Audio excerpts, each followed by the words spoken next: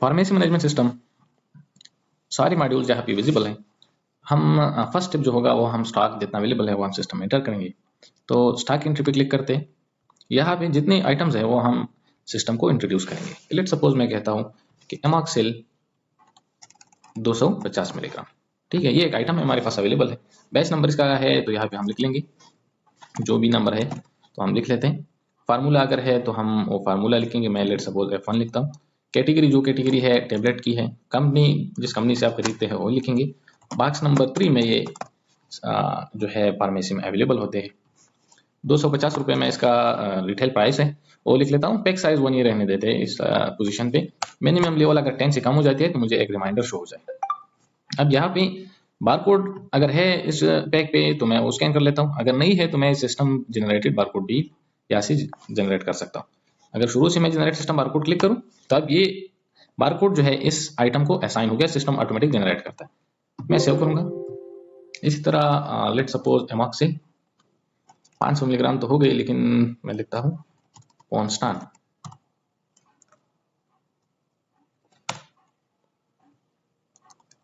या मैं लिखता हूँ केलामॉक्स। केलामॉक्स ऑटोमेटिक बारकोड जनरेटेड है, ये इसका बैच नंबर है। फार्मूला जो है मैं कहता हूँ कि इसका ABC फार्मूला है। कैटेगरी टेबलेट है, कंपनी ये है, और लोकेशन जो है वो बॉक्स नंबर 2 में अवेलेबल है। 350 रुपये इसका प्राइस है, और अगर 10 से कम हो जाती है तो मुझे एक रिमाइंडर शो। अब ये मैंने सिंपली सिस्टम में ये प्रोडक्ट इंट्रोड्यूस कर ली। अब मैं आऊँगा मल्टीपल एंट्री में, यहाँ से मैं स्टॉक में क्वांटिटी ऐड करूँगा कि लेट सपोज एमॉक्सिल 250 मेरे पास आ गई। बैच नंबर जो है वो ये नहीं है, बैच नंबर ये है, और ये एक्सपायरी है। टोटल पैक मेरे पास 10 आ गई। रिटेल प्राइस उसका आ गया ऑटोमेटिक, ये 250 है। 15% इसमें डिस्काउंट आ गया। टोटल अमाउंट, टैक्स अमाउंट अगर है तो मैं यहाँ पे लिख लेता हूँ, और टैक्स में परसेंट में भी कर सकता हूँ और अमाउंट में भी। अगर uncheck mean tax in percent, ठीक है। अब अगर मैं यहाँ पे 1 लिखता हूँ तो आप देखें कि 213 बन गया, क्योंकि इसमें 1 रुपीज टैक्स कट गया। अगर मैं परसेंट करता हूँ तो फिर यहाँ से अनचेक करना पड़ेगा। अच्छा, अब एक्स्ट्रा अगर 3% में कहता हूँ कि इस पर एक्स्ट्रा आ गया है डिस्काउंट, तो लोड करता हूँ। फिर आता हूँ एमॉक्सिल, और इसका बैच नंबर मैं कहता हूँ कि ये है, और एक्सपायरी जो है ये 10 है। 10 क्वांटिटीज आ गई, 15%, और इस पे 5% एक्स्ट्रा डिस्काउंट है। इसी तरह आता हूँ केलामॉक्स, और ये मैं कहता हूँ कि इसका बैच नंबर ये है, और 1 फरवरी 2017 इसका एक्सपायरी है।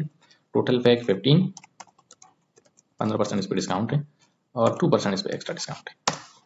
तो जितनी भी हमारे पास स्टॉक अवेलेबल है या जो भी इनवॉइस सप्लायर भेजते हैं हम यहाँ से इसी तरह एंटर करेंगे। अब यहाँ पे डिसाइड करते हैं कि आया सप्लायर की अकाउंट्स मेंटेन रखनी है कि नहीं।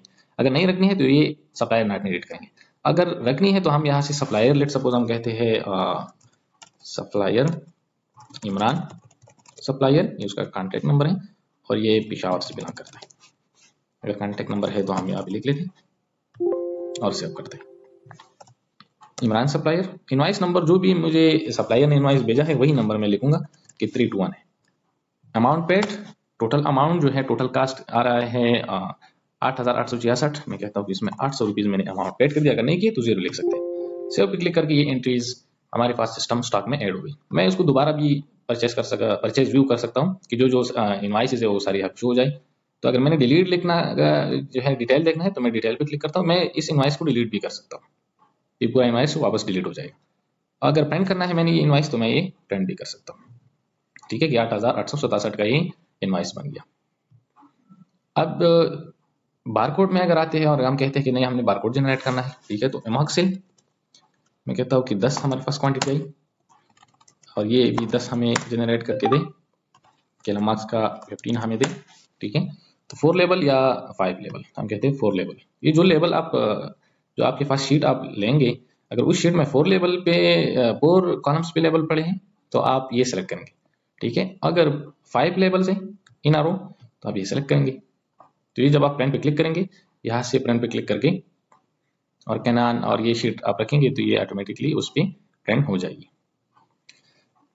इसमें आप ये भी कर सकते हैं कि करंट डेट इस पर प्रिंट हो जाए, लोकेशन ऑन बारकोड जो है ये प्रिंट हो जाए, तो आप ये रख सकते हैं। आप देखें अब बारकोड में, अच्छा ये चूंकि सेटिंग से करना पड़ता है, ठीक है, लेकिन ये प्राइस और फार्मेसी नेम ये आपकी बारकोड पे शो हो जाती है। इसके बाद ये तो परचेज हो गया। परचेज के बाद हम आते हैं सेल में। अब स्टॉक व्यू भी हम कर सकते हैं यहाँ से, शो ऑल, तो ये हमारे पास स्टॉक है, और अगर हम इसमें एडिट करना चाहते हैं तो हम यहाँ से भी एडिट कर सकते हैं, लेकिन बैच हम सेलेक्ट करेंगे और जो भी चेंजेस हमने करना है ये हम नहीं कर सकते क्योंकि उसको अनब्लॉक करना पड़ता है। यहाँ पे एक की डालते हैं तो ये फिर हम इसमें एडिट कर सकते हैं। इसके बाद डिटेल्स अगर हम देखना चाहते हैं तो हम यहाँ से डिटेल देख सकते हैं कि जो जो बैचेस इस आइटम में आई है। फिर हम आते हैं इनवाइस की तरफ। इनवाइस तो सिंपल है, एक तो डायरेक्ट इनवाइस है। लेट सपोज कस्टमर आया एमॉक्सिल, ठीक है, कितनी क्वांटिटीज 2, और डिस्काउंट इसमें हम नहीं लिखते तो ठीक है, जनरेट कर लेते, इनवाइस जनरेट हो गया। अगर हम कहते हैं कि नहीं, एक इसने 2 पैक्स ले ली और उसमें 50 रुपये डिस्काउंट हो गया तो 450 रुपीज़, तो ये पेड अमाउंट जो है 450 है, चूंकि ये कैश कस्टमर है, customer on cash, global discount 50 आ गया।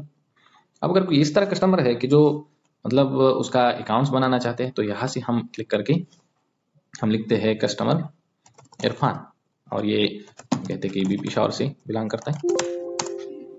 यहाँ से मैं इरफान सेलेक्ट करता हूँ, ये पिशावर वाला, ठीक है। अब जो भी चीज़ें मैं यहाँ पे लिखूंगा, 2 क्वांटिटी उसने ले ली, 3 क्वांटिटी ये ले ली, कैलामार्क्स 1 क्वांटिटी ले ली, ठीक है, 1750 रुपये बन गई।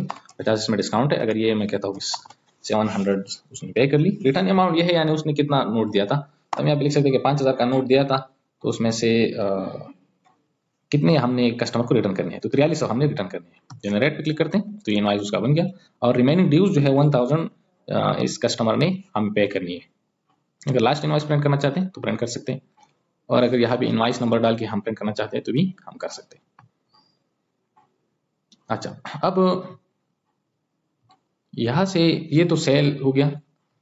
अगर हम बारकोड पे करना चाहते हैं तो यहाँ पे हम सिंपली वो बारकोड जो है सर्च स्कैन करेंगे और ऑटोमेटिकली वो वैल्यू जो है यहाँ पे आ जाएगी।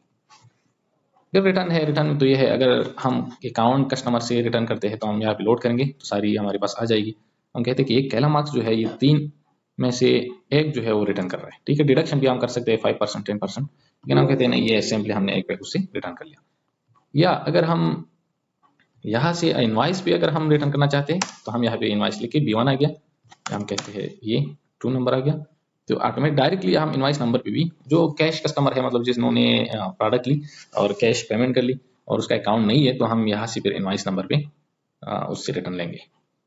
फिर बैलेंस शीट आता है, इसमें बहुत सारी डिटेल्स कि नेट कैश कितना आया, टुडे रिटर्न कितना है, टुडे डेबिट कितना है, सेल कितना हो गया, उसमें प्रॉफिट कितना गया, तो 331 रुपीज़ टुडे प्रॉफिट है, दिस मंथ प्रॉफिट और करंट मंथ सेल, ये current month profit, total profit, सारी डिटेल्स में शो होती है। प्रॉफिट एंड लॉस अगर हम देखते हैं तो हम यहाँ पे देख सकते हैं प्रॉफिट एनालिटिक्स हमें ग्राफ में शो हो रही है, बहुत सारे एनालिटिक्स यहाँ पे। हम फिर रिक्वायर्ड लिस्ट है, रिक्वायर्ड लिस्ट हम कहते हैं कि जो भी 12 से कम है वो लिस्ट हमें दे। तो ये आइटम जो है ना, ये 12, अगर हम यहाँ पे यूनिट देखें, ठीक है, या ये पैक्स हम देखें तो ये 12 से कम है, 12 से जितनी भी कम है तो हमें यहाँ पे शो हो रही है। फिर वेस्ट एंड लास्ट, जो भी चीज़ वेस्ट हो जाता है वो हम यहाँ पे सेव करेंगे। एक्सपायर्ड आइटम्स हम कहते हैं कि अगर इस रेंज से पहले जो चीज़ें एक्सपायर हो रही है वो हमें रिकॉर्ड दें। बारकोड रिपोर्ट्स जो है, इसमें बहुत सारी रिपोर्ट्स हैं। एक्सपायरी रिपोर्ट हम कहते हैं अगर इस डेट तक 2028 से पहले जितनी आइटम्स एक्सपायर हो रही है वो लिस्ट दें, तो ये लिस्ट हमें मिल जाएगा कि ये आइटम्स आपके पास एक्सपायर है। रिक्वायर्ड आइटम लिस्ट, ये आइटम जो है हमने मिनिमम जो हमने रखा था इंट्रोडक्शन के टाइम पे, तो यहाँ से वो शो कर रहा है कि वो इससे उस लिमिट से ये कम है। अच्छा, अब आते हैं स्टॉक रिपोर्ट, तो ये हमारे पास स्टॉक रिपोर्ट है, स्टॉक रिपोर्ट माइक्रो, तो ये हर एक रिपोर्ट की हर एक आइटम की एक डिटेल्स रिपोर्ट्स है। फार्मूला रिपोर्ट, किसी फार्मूले पे हम अगर कहते हैं F1 की जितनी आइटम्स है वो हमें शो करे तो यहाँ पे शो हो रही है। Company report, supplier report, purchase detail, purchase history, sale report, customer reports. यहाँ पे हम कहते हैं कि इरफान जो है उसका हमें रिपोर्ट जनरेट करे, तो ये हमें शो कर रहा है कि टोटल ये है, डिस्काउंट ये हुआ था और ग्रैंड टोटल जो है 1534 रुपये। अच्छा, फिर आते हैं अकाउंट्स में, ठीक है। तो एक सप्लायर कस्टमर है, तो हम कहते हैं यहाँ पे हम आएंगे इरफान की अकाउंट्स में जो पिशावर वाला है। यहाँ से क्रेडिट 701 हो गई, 300 दूसरी, डेबिट जितना आया तो ये डेबिट है, ठीक है। लेकिन जो मेन चीज़ है वो यहाँ पे है डेबिट एंड क्रेडिट कि इनवाइस पे 25 जो है उसका बन गया 1700, उसमें से इनवाइस 25 रिसीव्ड अमाउंट 700 बन गया और जो आइटम रिटर्न हो गया 300 रुपये। तो यानी कि हम यहाँ पे रिसीवेबल अमाउंट 700 रुपये हमने उनसे लेना है। अगर हम इसको प्रिंट करना चाहते हैं तो प्रिंट कर सकते हैं। अच्छा, ठीक है, प्रिंट यहाँ से नहीं कर सकते, लेकिन ये रिपोर्ट जो है हमारे पास अवेलेबल है। अब अगर हम यहाँ से ऑटोमेटिक यहाँ पे डायरेक्टली अगर इसकी अकाउंट में एंट्री करना चाहते हैं तो हम कहते हैं कि ड्यूज 100। अब देखो 100 बन गया। जो अमाउंट अगर डायरेक्ट वो आता है और कहता है कि यार मैंने 300 रुपये पे करनी है, तो हम कहते हैं ठीक है, ये 300 रुपये पेड हो गई। तो इसी तरीके से हम डायरेक्टली उसकी अकाउंट में भी ट्रांजेक्शन कर सकते हैं, और जब सेल करते हैं तो तब भी ये पॉसिबल है। इसी तरह सप्लायर का है, बिल्कुल सेम।